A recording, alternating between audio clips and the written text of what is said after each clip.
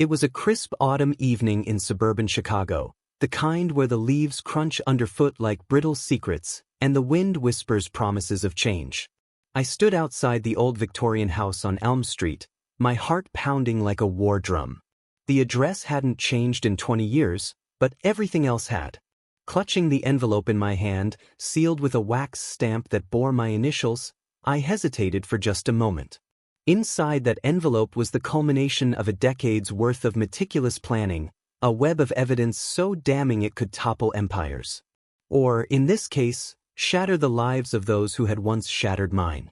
As I slipped it under the door, I whispered to myself, "This is for the girl you broke."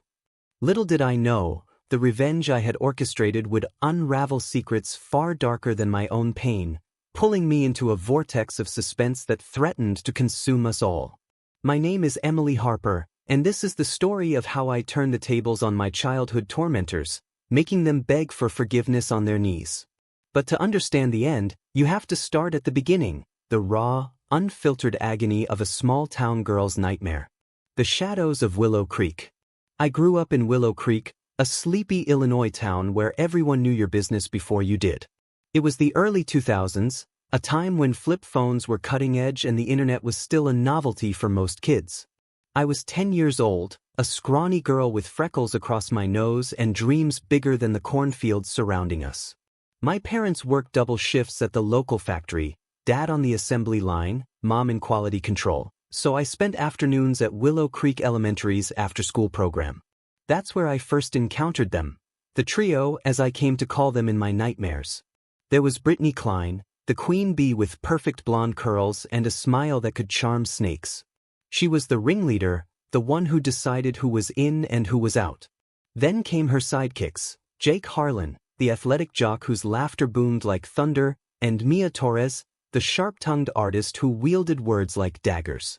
They were 2 years older, but in the hierarchy of playground politics, that made them gods.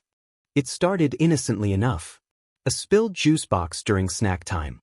Brittany, accidentally, knocked it over, drenching my favorite unicorn backpack. "Oops," she said with a giggle, but her eyes gleamed with malice. Jake high-fived her, and Mia whispered, "Look at the crybaby." I didn't cry, not then. But as the days turned to weeks, the incidents escalated. Notes in my locker calling me freckle face freak. My lunch money mysteriously vanishing, only to be found in Jake's pocket during a mock trial the teachers laughed off as kids being kids. Mia drew caricatures of me, exaggerated features, tears streaming down, and taped them to the bathroom mirrors. The worst came during recess. They'd corner me behind the swings, Brittany leading the chant, "Emily's a loser, Emily's alone, Emily should just go home." Jake would push me into the mud, ruining my clothes, while Mia filmed it on her dad's old camcorder, threatening to show the whole school. I begged the teachers for help, but Willow Creek was a tight-knit community. Brittany's dad was the mayor, Jake's family owned the biggest farm, and Mia's mom was the principal's best friend. My complaints were dismissed as overreactions. "They're just teasing, Principal Tus," yes, Mia's aunt, would say with a patronizing smile. "Toughen up, sweetie." The torment chipped away at me. I stopped eating, my grades plummeted, and nightmares haunted my sleep. One night, after a particularly brutal day where they locked me in the janitor's closet for an hour, I contemplated the unthinkable. Standing on the edge of the creek that gave our town its name, I stared into the dark water, wondering if disappearing would make it stop. But a voice inside me, a tiny spark of defiance, whispered, "Not yet. Survive this and make them pay." My family moved to Chicago when I was 13, after Dad got a better job. Willow Creek faded into the rearview mirror, but the scars didn't. Therapy helped me rebuild, but the anger simmered, a slow-burning fuel that propelled me forward. I threw myself into school, graduating valedictorian from Lincoln High. College at Northwestern University followed, where I majored in journalism with a minor in computer science. I learned to code, to dig for truths buried in digital shadows. By 25, I was a rising star at the Chicago Tribune, specializing in investigative pieces that exposed corruption in small towns. But my real project? The one that consumed my off hours? Revenge. The web begins to spin. It started with a simple Google search during a sleepless night.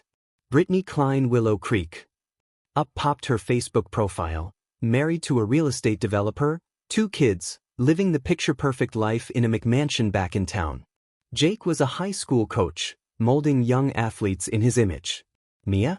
She'd become an influencer, peddling art and lifestyle tips on Instagram from her studio in nearby Springfield. They were thriving, untouched by the pain they'd inflicted. That ignited the spark. I created anonymous accounts, delving into their digital footprints. Brittany's husband had shady business dealings, rumors of embezzlement from the mayor's office, where her dad still pulled strings. Jake's coaching gig? Whispers of favoritism, and worse, allegations of hazing that echoed my own torment. Mia's art empire? Built on plagiarized designs from lesser-known artists she'd befriended online. But I needed more. Suspense built as I hacked, ethically at first, into public records. A Freedom of Information request revealed Brittany's family had covered up a hit-and-run involving her brother years ago. Jake's high school records showed expunged assault charges. Mia? Tax fraud, hidden behind her creative facade. Piece by piece, I assembled a dossier, cross-referencing emails, social media archives, and even old forum posts from our school days where they'd bragged about their pranks. The turning point came when I discovered the connection that tied them all together, a secret pact from their teen years. Digging through an old MySpace archive, yes, those still exist in digital graveyards, I found messages where they plotted to frame a teacher for theft to get better grades. It worked. They graduated with honors while the teacher lost everything. That teacher?